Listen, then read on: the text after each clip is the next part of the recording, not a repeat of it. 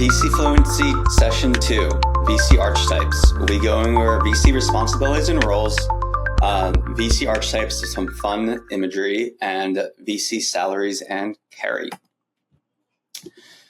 So first up is the responsibilities. I think you can divvy up into these main buckets. There's sourcing, due diligence, portfolio support, fundraising, and fund ops.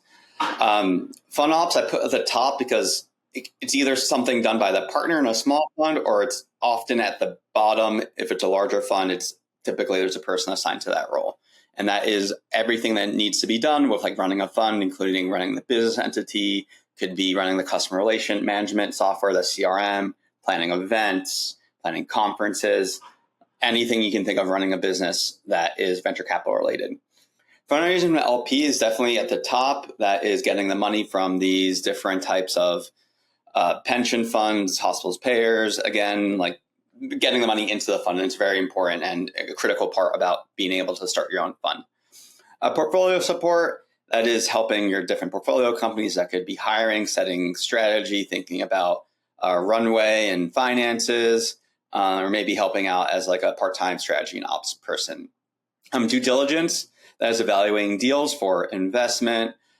Typically can be a bit of a team effort, even though typically there's like a lead that is looking at different types of factors, including the team, the total addressable market, what the exit potential is, et cetera.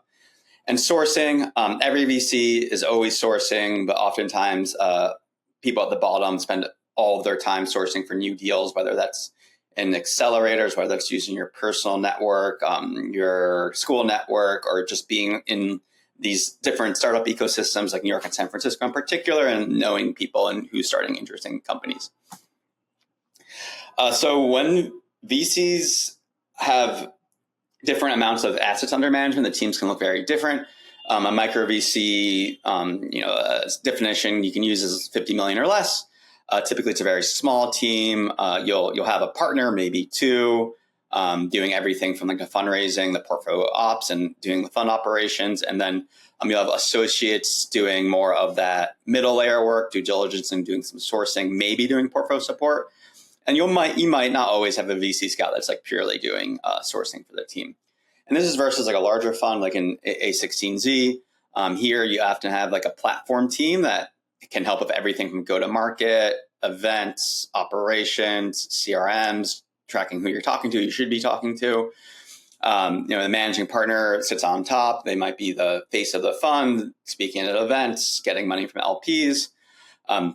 Oftentimes in larger funds, you'll have different verticals. So a common one in health tech is you'll have like a services partner, and then you'll have like more of like a health information technology / digital health partner. And these are decision makers for often whether yes, no on whether you're going to make an investment. And they may have like a VP principal that oversee different deals, associate under them, and scout. And those can look similar, or oftentimes like there could be different team players. So going to that team players point, like VCs do tend to build rock star lineups. Not every VC is created the same. So perhaps you have an associate that has more of that banking, Goldman Sachs background, doing more of those financial analyses. Maybe you'll have an investor that is, it's closely intertwined with like the Stanford community, or has worked at like CMS, one of these innovation leaders, and is better at like sourcing deals. For startup founders and impressive operators, maybe they do help out more portfolio support. Also, maybe they know the community more in terms of like sourcing. Same thing with like this influencer segment, right? Like maybe they have a good Twitter presence and people come to them when they have interesting companies. So keep this in mind when you're looking at a VC team and fund. You can sort of guess based on different people's backgrounds what role they might play in the fund, in addition to the position that they may have. So some of these like archetypes, right? So, platform manager, they tend to be at the bottom of the ladder. They tend to be very busy, helping out with like any sort of needs. I use this like busy badger to illustrate this. They could be ones keeping track of all of the notes from a conversation, helping plan an event, dealing with any sort of like IT needs, or picking what software to implement, whether that's like a Asana or a different type, like a HubSpot or like a Salesforce or an Affinity. Next up is like the scout. They tend to be like a very bottom rung. Oftentimes their pure responsibility is the source. They tend to be grad school students or someone in between jobs or someone just willing not to make much money, because VC scouts tend to make like $20 to $30 an hour, or sometimes even zero. They're doing it just for the brand and just for the experience, because to get into VC, you often already need to be doing the job, since it is a very selective and prestigious industry. So sourcing is one way of getting that checkbox that you know how to do VC at least somewhat. Associates and associate associates, they tend to be enablers. They're really like the workhouses of the fund. Oftentimes they're the ones doing a lot of like the due diligence work and presenting to partners and higher level members of the team whether they think it's a go, no-go decision. They can really do like anything, like manage the fund finances, manage the portfolio, or to keep track of the portfolio company finances. And oftentimes they also do take a leading role in like sourcing deals, because oftentimes they've been a scout, they know their way around the entrepreneurial ecosystem. And by the time you're an associate, you tend to have a better sense of what a good deal is and what a good deal isn't. And also you tend to be much faster at coming to that no or yes decision, whether a deal is at least interesting. So going up on the stack, the VC principals, they tend to be like a little bit of a quarterback of a deal. They might oversee multiple deals, maybe with one or two associates, again, depending on the fund size.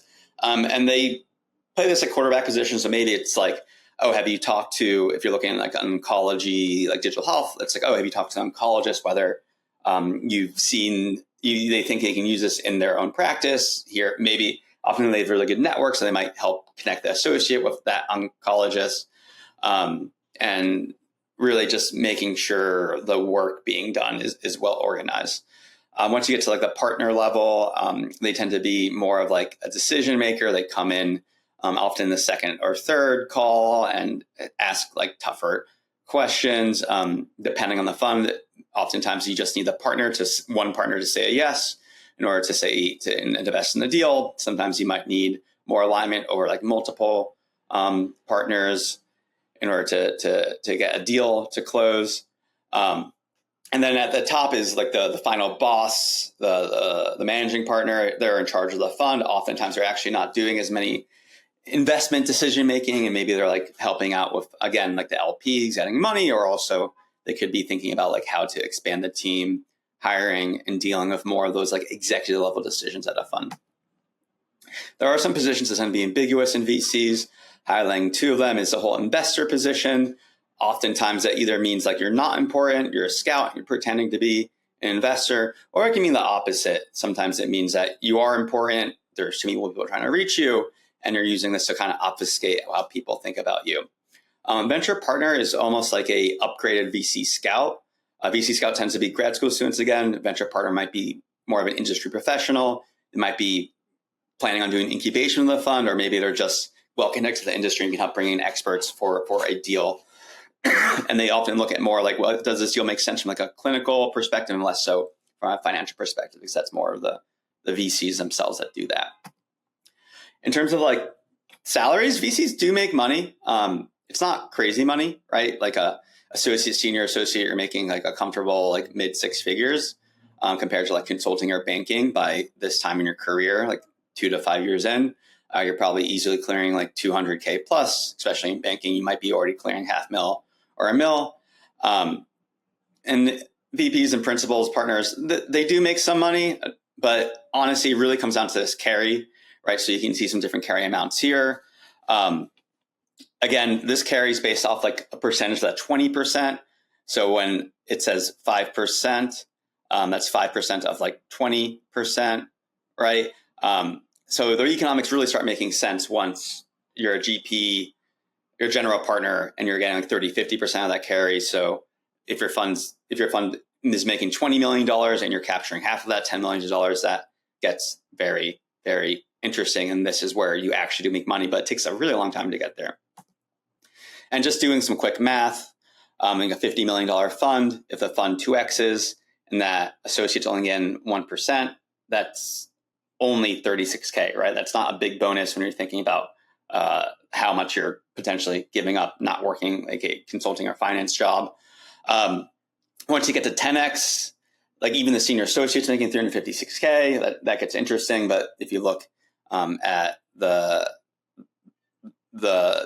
these different amounts, the economics do get interesting here. So that's it for session number 2, VC Archetypes.